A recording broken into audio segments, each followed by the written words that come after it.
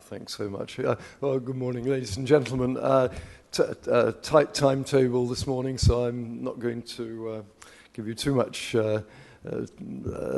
chat up front. Let's get on with it. I've got 5 topics. There's going to be a lot of experts today who know a lot more about detailed trades than I do. So what I'm going to try and do is give you an overview. I'll start off a quick run over the trends, because Nicholas is very keen on keeping to time. So if I run out of time, I might be cut off. So I'm going to tell you at the beginning what my conclusions are, and then I'll go on and sort of fill up on that later. So I'll do the trends. Then a little bit about the demand side of the economy, which is not so too bad at the moment. The supply side and the shipbuilders, which is, as always, something you just can't afford to ignore, and the market outlook. And then I was asked to say something about the role of Asia, and I think that's very appropriate on this occasion. So, for the Maritime Week, but also, I think, with this particular conference, which is focusing on the financial area in a way which we haven't really seen quite on this scale previously. So that's my game for this morning. I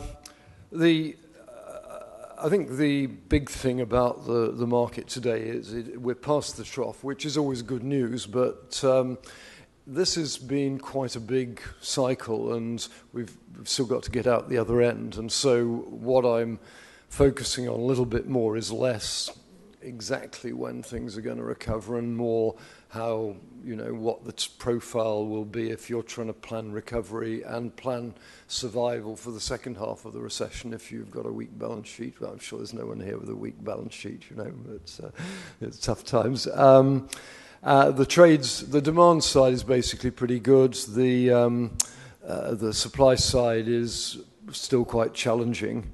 So let's just run through those trends very quickly. Although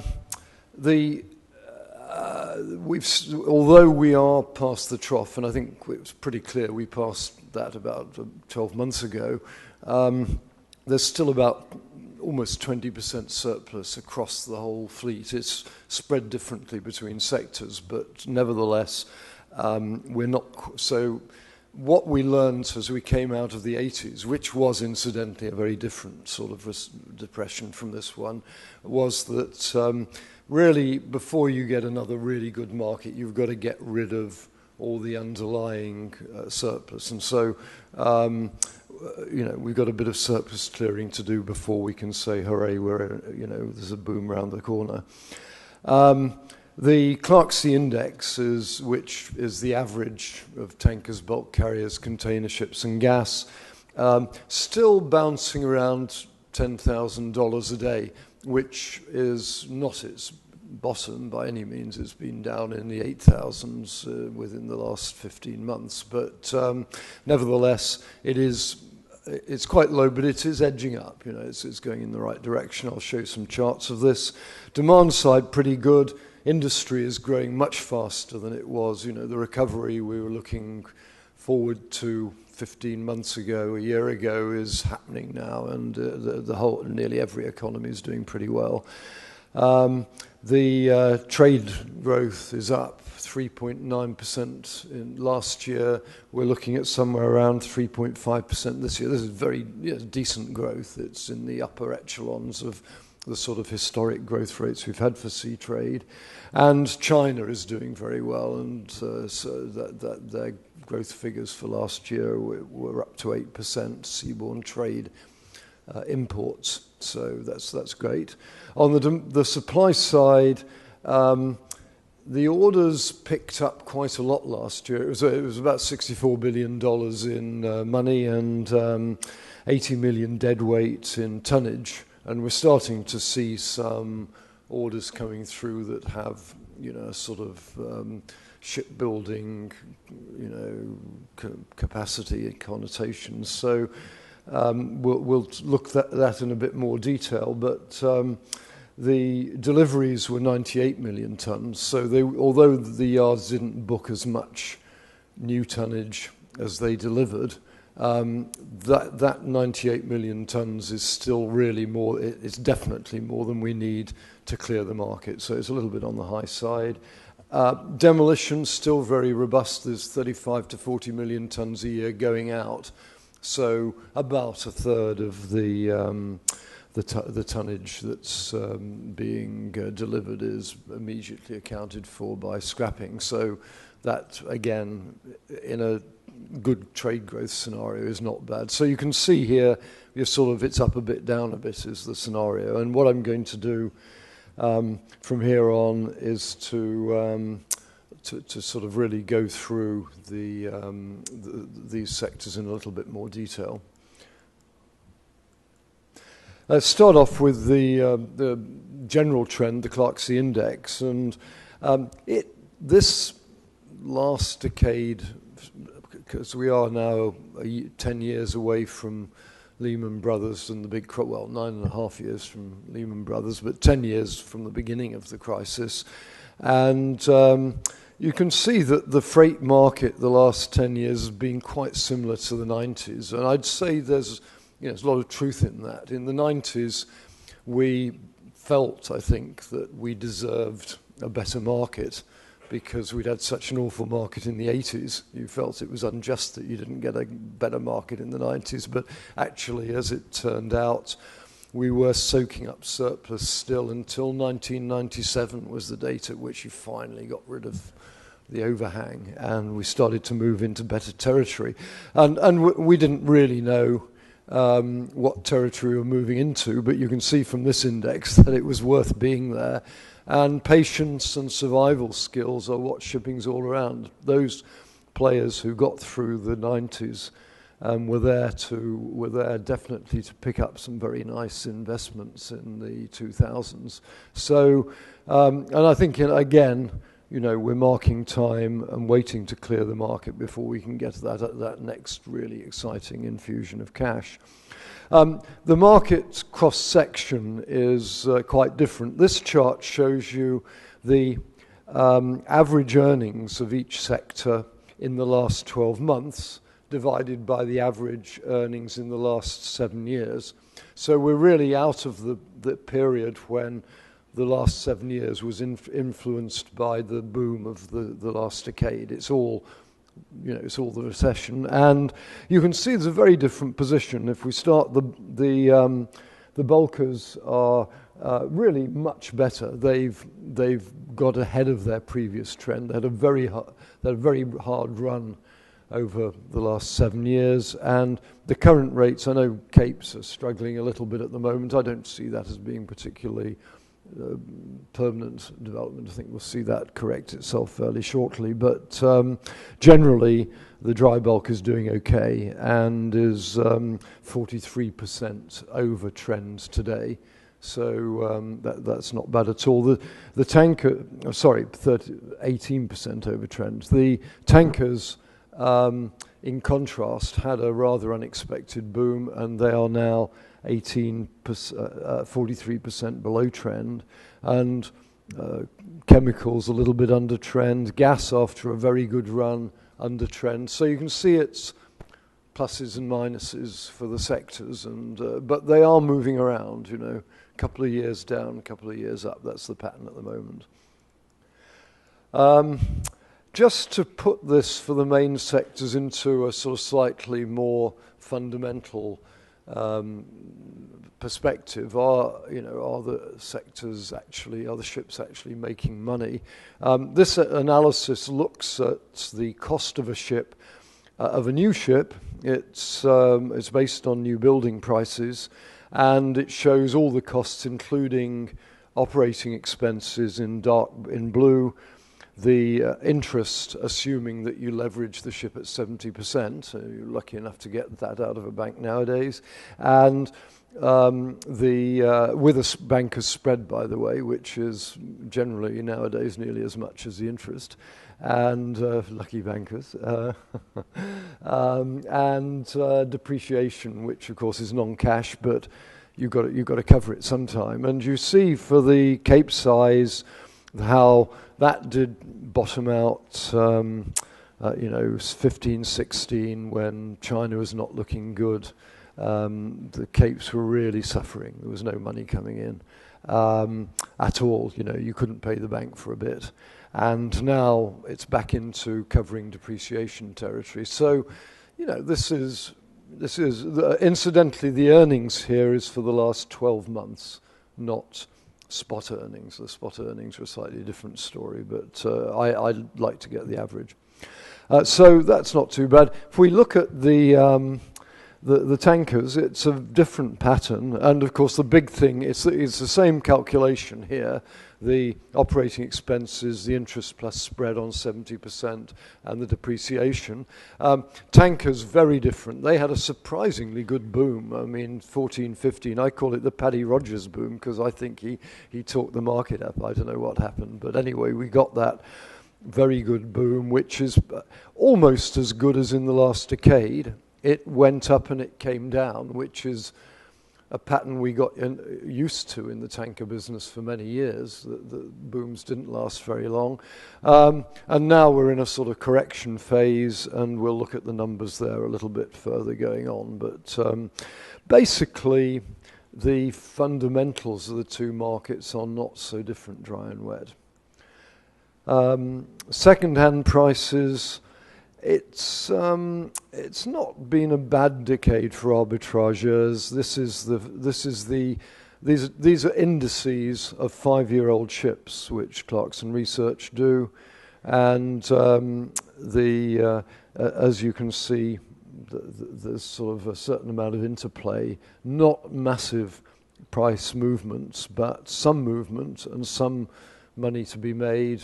The bulkers had quite a good run from their trough up to the present level, and the tankers are correcting upwards a little bit too. So, not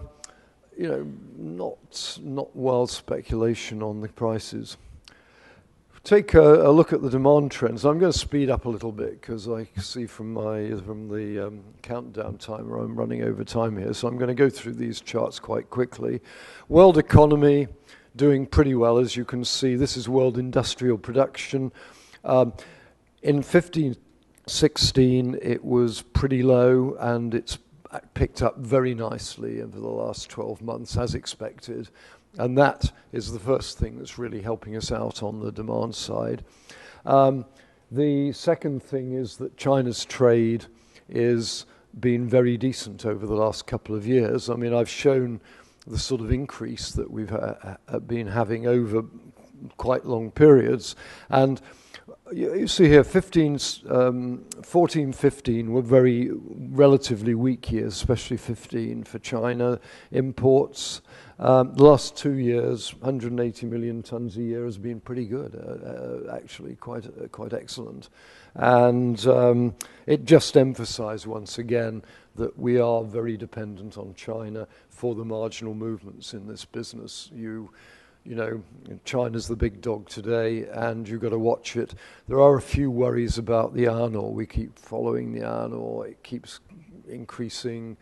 They're cutting back a bit on the domestic supplies, replacing with imports. But I think there is a little discomfort there on the future growth rates for the iron ore trade.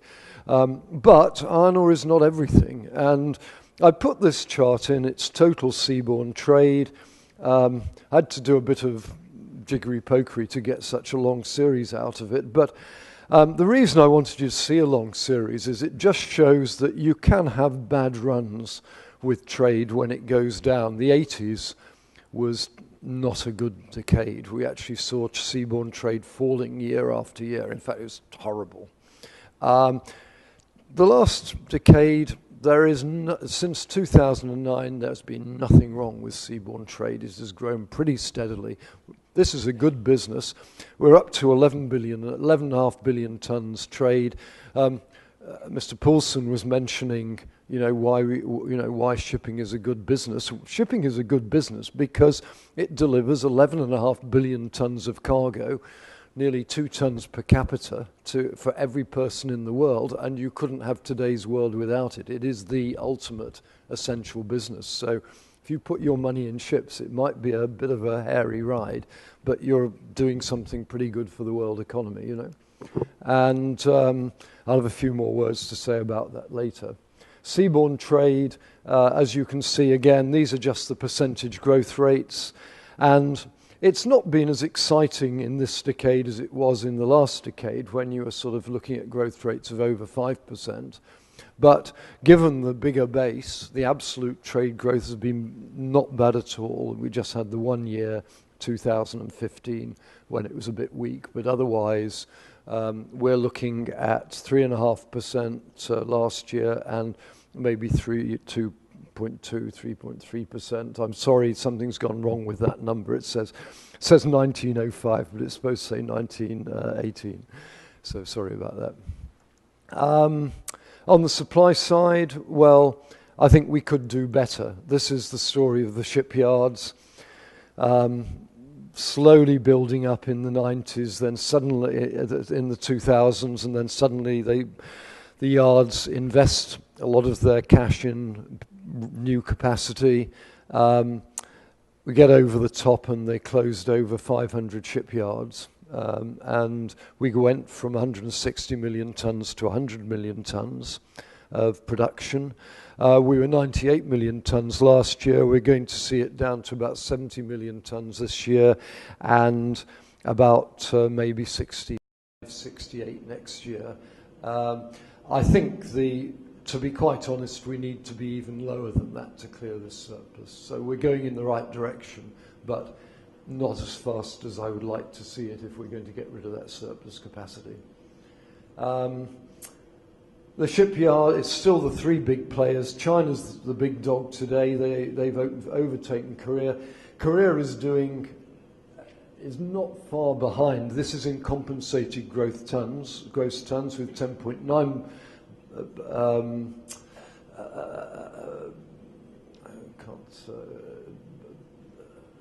million CGT, just behind China. China's got a big order book, about 2.5 years of work. Korea has absolutely almost rock bottom order book. They're about a year, 1.6, 1.7 years work, which for a shipbuilder is very, very tight. So the Koreans, who are mainly exporters, are under a lot of pressure at the moment. And the Japanese at the moment have quite a big order book, didn't take so many orders next year, but you're seeing a game playing out between these three big players, and one way or the other, slowly the capacity and the production is coming down. And this chart, which shows the merchant order book for the three main sectors as a percentage of the fleet, shows you how far we've come from the boom days when we had, for some sectors, nearly 50% of the fleet on order. Amazing situation. Today, we're down to about 10%. It means we're going in the right direction. It could be slightly better, but frankly, it's not a bad position to be in. And the prices going up. So anybody who booked ships last year, surprisingly, in this tough competitive position, the yards prices have gone up. Seems to be steel prices are up, and maybe currencies are playing a part in this. They're not big increases, but this is what I'm told is going on. That it's just, the V is $5 million more than it was. So, that's an unexpected development, perhaps. Order book as a percentage of the fleet. I'm going to skip through this, and the fleet itself is now growing. We're expecting 2.3% growth in 2018, as against, you'll remember my forecast for the demand side, about 3.5%. So we are going to slice a bit of that. We're going to get rid of a bit of that surplus this year, and so that is always good. We're moving in the right direction. And I think less deliveries is always good too, and the bulkers are at a pretty low level now, because new ships coming on the market do seem to have a bigger impact on freight rates for some reason. I think because people want to fix them, Market outlook, well, this is the basic fundamental supply-demand chart. The demand is the blue dotted line across the whole fleet. The supply is the red line. The blue bars are the percentage surplus. Last decade, we had a nominal shortage, about 15%. Now we've got a nominal surplus. We're just slowly clearing that. So I think I'd still put my money on the fact it's going to be the big early years of the next decade before you really clear the market, but we're moving in the right direction. Role of Asia, I was asked to say something about this. I think the first thing really is to make the point, shipping, if we've grown our trade at 3.5% over the last 50 years, actually. If that carries on, we will double trade by 2040 again. So we'll be looking at 22, 23 billion tons of cargo. And we have an issue there where we really have to deal with this carbon footprint issue, which came, I'm sure this is going to be discussed a lot. The IMO has finally agreed on 50% reduction in the carbon footprint as compared with actual in 2008. It's a lot better than 100%, which is what some people at IMO were arguing for, but this is a very challenging target, and they discussed the size of the reduction. They didn't discuss the technology, which we don't have to meet this reduction, and so the industry should be on a voyage of discovery to find a new, to find out how we're going to achieve this. And the technology conference is going on in the Maritime Week, I think, have a lot to contribute in this area. The conventional technology, not much in the cupboard. The new technology, I think we can find something special. I feel the solutions are going to come out of Asia this time. This is where the sort of focus is. I think we're going to look back and see this as the decade when Asia, sort of took over a position it hasn't had for 200 years as the leader of the maritime industry, or in fact going around the Maritime Museum last night, the 8th century BC. It's fascinating if you haven't been there. It's the most terrific story. And today, Asia is 63% of seaborne imports. The Atlantic is down to 39%. So, it's a new story. And I think, when you look at Asia, it is such a varied scene. Enormous technology up in the east, in Japan, Korea, the South China Sea coast, Bohai Bay, a whole new area of Southeast Asia just waiting for that road and belt investment, which I really hope. I know there's various levels to Belt and Road, but I really hope that comes through, because I can see a whole new business-to-business trading area developing within Asia and around this area, and that's where we can use the new technology. And I think that's the note on which I'd like to end, and this is the future. I'm delighted to be here. Thank you very, very much for your attention.